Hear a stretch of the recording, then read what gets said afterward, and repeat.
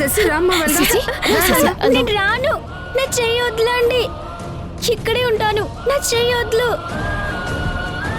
చూడమ్మ శశి, పిల్లలు ఎక్కువసేపు హాస్పిటల్లో ఉండకూడదు, లేనిపోని ఇన్ఫెక్షన్లు వస్తాయి. రామ్మ శశి. లేదు, నేను రాను. రా శశి, పదమ్మ శశి. నేను ఇక్కడే ఉంటాను.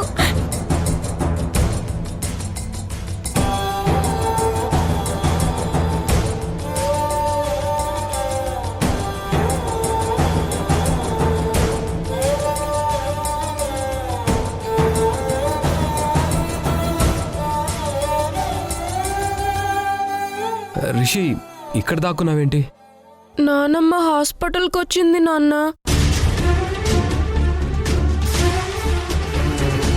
వస్తే రాని, దానికి నువ్వెందుకురా దాక్కోవడం? శశి ఏమో నేను రాను, ఇక్కడే ఉంటానని చెప్పినా వినకుండా బలవంతంగా కన్యాకుమారి సంధ్య ఆంటీకి చెప్పి శశిని ఇంటికి పంపించేసింది నాన్న.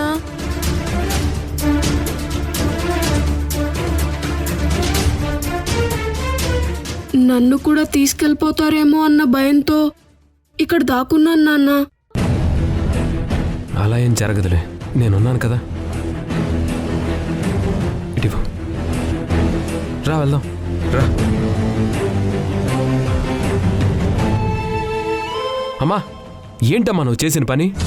ఆ ప్రశ్న నేను వెయ్యాలరా? ఇక నువ్వు చేస్తున్న పనేంటి అసలా?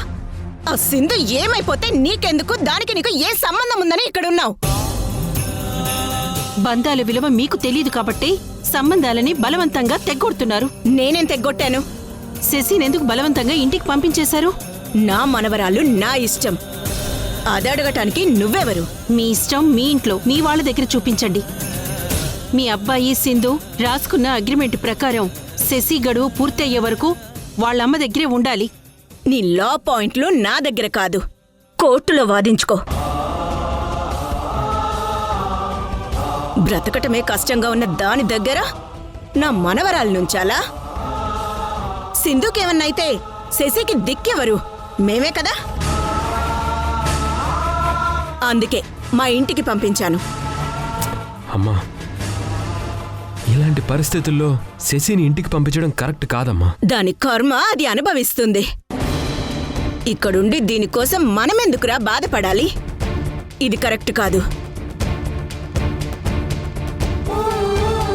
నువ్వు రిషి కూడా బయలుదేరండి, అందరం ఇంటికి వెళ్దాం. అమ్మా, సింధు ప్రాణాపాయ పరిస్థితిలో ఉందమ్మా. ఉండనీరా, మనకెందుకు, వదిలే. శశి ఓరల్ ఎగ్జామ్కి అటెండ్ అయ్యి మంచి ర్యాంక్ తెచ్చుకొని గెలవాలని చేసే ప్రయత్నంలో సింధు ఈ పరిస్థితి తెచ్చుకుందమ్మా. ఎవరి కర్మకి ఎవరు బాధ్యులు? కావాలని ఈ పరిస్థితి కొని తెచ్చుకుందని నువ్వే చెప్తున్నావు కదా. ఆ బాధేంటో దాన్నే భరించని, ఆ భారం మనకెందుకు? ఏం మనుషులండి మీరు? మీలో జాలి, దయ, కరుణ ఇలాంటివేవి ఉండవా? నువ్వు చెప్పినవన్నీ నాలో ఉన్నాయి, కానీ సింధు విషయంలో మాత్రం కోపం, ద్వేషం తప్ప అవేమీ బయటపడవసలా. అంతలో అది నరకం చూపించింది మాకు. అయినా నీతో నాకు మాటలేంటి? యష్, రిషి, మీరు వస్తారా రారా? నేను రాను నానమ్మ, అమ్మ దగ్గరే ఉంటాను, ప్లీజ్ నానమ్మ.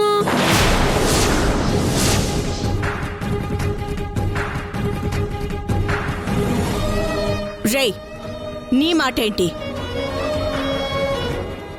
రిషి మాటే నా మాటమ్మా.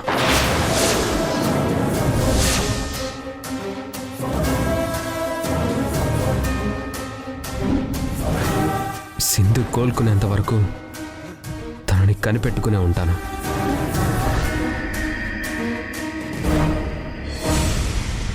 నువ్వు కూడా మారిపోయావురా. ఇన్నాళ్ళు సింధు అంటే నాకు కోపం తప్ప ప్రేమ లేదు అన్నావు.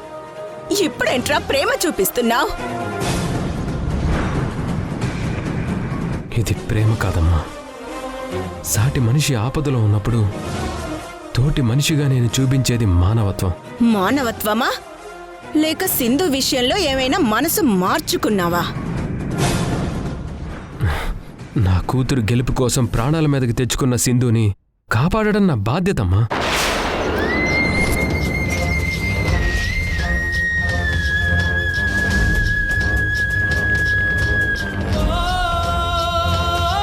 నువ్వు చెప్పే మాటలు విని ఓర్చుకునే ఓపిక నాకు లేదు యష్.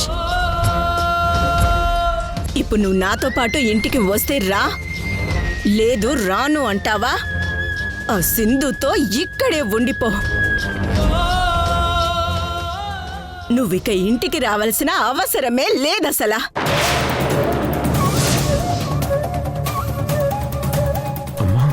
మానవత్వంతో సాయం చేసే కొడుకును కూడా సాధిస్తున్నారంటే మిమ్మల్ని ఏమనాలో కూడా నాకు అర్థం కావడం లేదు.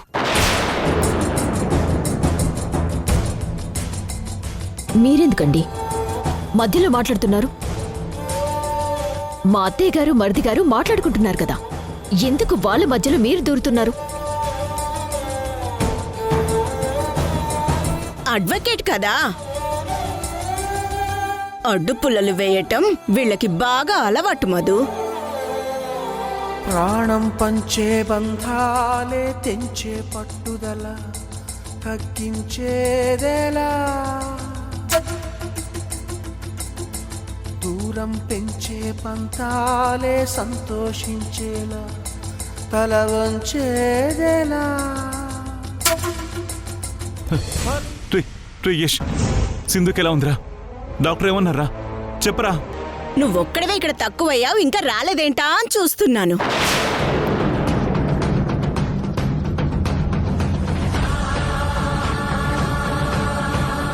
మాట్లాడవేంట్రా? సింధుకేం ప్రాబ్లం లేదుగా. డాక్టర్లు ఏమన్నారు ముందా చెప్పరా. అది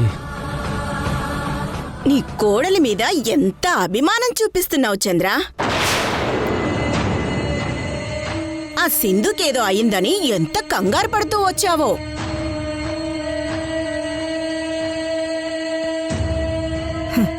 చంద్ర, అసలు నాకు తెలియక అడుగుతాను, సింధు మనకి శత్రువా లేక సహాయం చేసిన మనిషా?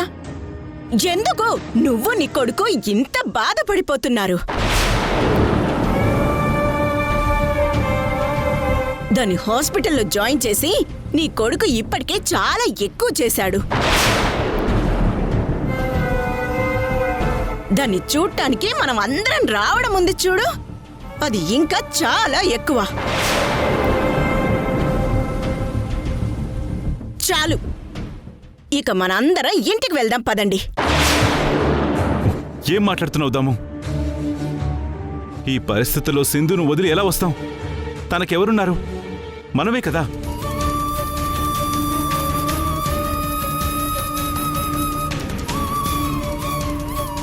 మనం కూడా వెళ్ళిపోతే ఎలా చెప్పు? దానికోసం మనం ఉండటం ఏంటి చంద్ర? కానీ మన మనవడు మనవరాలికి జన్మనిచ్చిన తల్లి.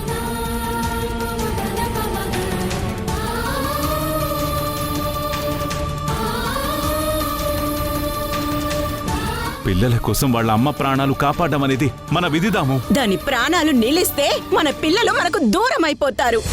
దాని ప్రాణాలు పోవటమే మంచిది. అప్పుడే రిషి శశి మనతో కలిసి ఉంటారు. దాము!